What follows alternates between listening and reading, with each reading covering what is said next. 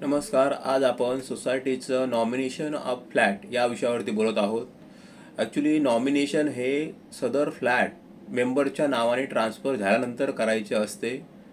एखादा फ्लॅट खरेदी केल्यानंतर मेंबरने त्याचे पूर्ण ट्रान्सफर सेट हे सोसायटीकडे जमा करायचा असतो.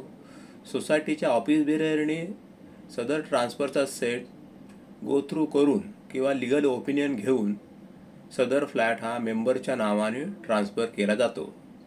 सदर ट्रान्सफर केल्यानंतर सेल सर्टिफिकेट ही त्या कन्सर्न मेंबरच्या नावाने इश्यू केली जाते.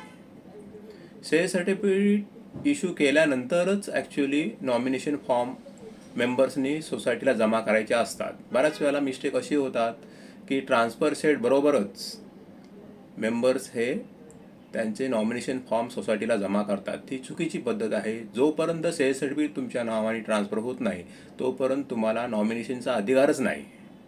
नॉमिनेशन जेव्हाच होईल जेव्हा की तुम्ही तुमचा फ्लॅट हा तुमच्या नावाने ट्रान्सफर केलेला असेल. आणि सदर फॉर्म हा ट्रिप्लिकेट फॉर्ममध्ये द्यायचा असतो. ट्रिप्लिकेट याच्यासाठी द्यायचा असतो की तुम्ही ते ट्रिप्लिकेट फॉर्म सबमिट केल्यानंतर सोसायटीने इमिजिएटली ॲक्नॉलेजमेंट म्हणून तुम्हाला एक फॉर्म रिटर्न करायचा आहे. ज्या दिवशी तुम्ही जमा केला आहे फॉर्म त्याच दिवशी 2 फॉर्म ठेवून एक फॉर्म तुम्हाला मेंबर्सला परत करायचा आहे, ॲक्नॉलेजमेंट करून स्टॅम्प आणि साईन करून या दिवशी तुम्ही फॉर्म सोसायटीला जमा केलेला आहे. नंतर सोसायटीचे ऑफिस बिअरर सदर नॉमिनेशन हे त्यांच्या रेकॉर्डला सोसायटीच्या रेकॉर्डला रेकॉर्ड करून त्या रेकॉर्ड केल्याची डेट आणि नंबर हा त्या दुसऱ्या फॉर्मवरती नोंद करतात. एक फॉर्म आहे तो त्यांच्या सोसायटीच्या रेकॉर्डला ठेवतात आणि तिसरा फॉर्म आहे तो मेंबर्सना ॲक्नॉलेजमेंट करून रिटर्न करायचा असतं की अमुक दिवसाला तुमचा नॉमिनेशन हे सोसायटीच्या रेकॉर्डला रेकॉर्ड केलेलं आहे.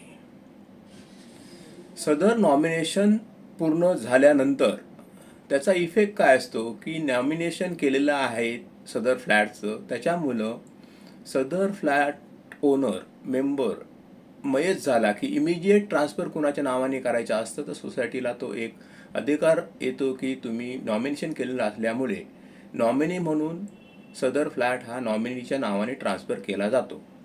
आणि नॉमिनी म्हणून ज्यावेळी एखादा फ्लॅट ट्रान्सफर होतो त्यावेळी सदर पर्सनला ॲज अ ट्रस्टी म्हणून अधिकार मिळतात.